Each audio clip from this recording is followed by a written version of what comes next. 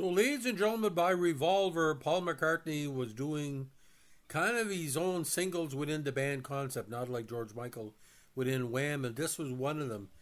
Neither George Harrison or John Lennon played on the song for obvious reasons. According to published reports, Lennon thought the song wasn't a Beatles song, and George Harrison basically wasn't asked to play on it. It's for no one, and this is a rough song, ladies and gentlemen. It's about a narrator talking about a man who used to be in love with a woman who doesn't give a shit about him anymore. Pretty well that's going on. Could that be because of Jane Asher? I don't know. We'll see. For No One is a song by the Beatles from their 66 album, Revolver. Written by Paul McCartney, who was credited to Lennon and McCartney. An early example of Baroque pop, drawing on both Baroque music and 19th century art song. It describes the end of a romantic relationship where it's 90% man and 10% woman. Mostly performed by McCartney, the track is distinguished by its French horn, performed by the great Alan Civil, played first as a solo and then as a counterpoint in the final verse. It was considered one of McCartney's most mature compositions to date on its release. Now, it wasn't released as a single, but it was recorded over 3 days, 9th, 16th, and 19th of May, 66, with Revolver coming out in August. 2 minutes, a very quick single, with George Martin as producer. Now, McCartney recalls writing For No One in a bathroom ski resort in the Swiss Alps while on holiday with his then girlfriend Jane Asher. I suspect it was about another argument, he later recalled. Their lyrics end enigmatically with the line, "A love that should have lasted years." The song's working title was Why Did It Die? The composition is built on a descending scale progression in B major with a refrain that modulates the C sharp minor. Again, recorded on 9th, 16th, and 19 May 66, mostly by McCartney. McCartney sang and played clavichord, rented from George Martin's AR company, nothing cheap from George, piano and bass guitar, while Ringo Starr played drums, tambourine, and maracas. Either John Lennon or George Harrison contributed to the recording. The French horn solo was by Alan Civil, a British horn player described by recording engineer Jeff Emmerich as the best horn player in London. During the session, McCartney pushed Civil to play a note that he was beyond the usual range of the instrument. According to Emmerich, the result was the performance of his life. Civil said that the song was recorded in a rather bad musical style, and that it was in the cracks, not in the concert pitch, neither B flat nor B major. This posed a certain difficulty in tuning my instrument. Civil is one of the few session musicians to receive credit on a Beatles album. Now, Alan Civil, just as a general reminder, he OBE winner, unfortunately died of liver cancer in 1989. Now, he did numerous works on classical music. He was one of only 5 session musicians to get a name credit on the Beatles recording. Civil was also part of the orchestra crescendo in the song A Day in the Life from the album Sgt. Pepper's Lonely Hearts Club Band. He taught at the Royal College of Music. Among his pupils is Timothy Brown. He was appointed president of the British Horn Society in 1979 and got his OBE in 1985. Died at the young age of 59. So as for the reception to the song, in her contemporary, in a current review of Revolver, bought for the Evening Standard, back in the day, Maureen Cleave, who allegedly was a lover of Lennon, highlighted 401 among McCartney's contributions and deemed it as moving as Yesterday. Thomas Ward of AllMusic describes 401 as one of Paul McCartney's great ballads with the Beatles, adding this is a simply beautiful song, full of idiosyncratic McCartney touches, yet undeniably inspired. Ward praises McCartney's vocal performance and calls the song's melody one of the most inspired of the singer's whole career. Ward also admires the bass line, the French horn solo, and concludes his review by calling the song one of the most delicate and fine ballads of the Beatles' entire canon. Now, Rob Sheffield of Rolling Stone wrote that McCartney's songs on Revolver had a new caustic realism. He calls 401 the ultimate You Stay Home, She Goes Out breakup song. Lennon called the song one of his favorites of McCartney's and a nice piece of work.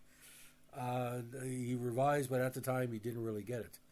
Elvis Costello named his favorite Beatles songs, saying in an interview, "For no one is everything that's great about Paul McCartney in one song. It's a really beautiful melody. He's like a fantastic movie actor who doesn't do anything. He doesn't over-dramatize." Costello went on to call it McCartney's best lyric and lauded the song's arrangement, concluding it's about as perfect a record as you could make. According to Ian MacDonald, it was only McCartney, Starr, and Seville, or Seville, whatever you want to pronounce it, on the recording. So, ladies and gentlemen, why does the song work? Well, the lyrics kind of puts it all together. Now, the idea, when I first heard 401, I thought to myself that would have been better on Sgt. Pepper, but it's pretty heavy. So imagine a guy wakes up, he's drunk or he's coming off a stone. Your day breaks, your mind aches. You find that all her words of kindness linger on when she no longer needs you. She wakes up, she makes up. She takes her time and doesn't feel she has to hurry. She no longer needs you.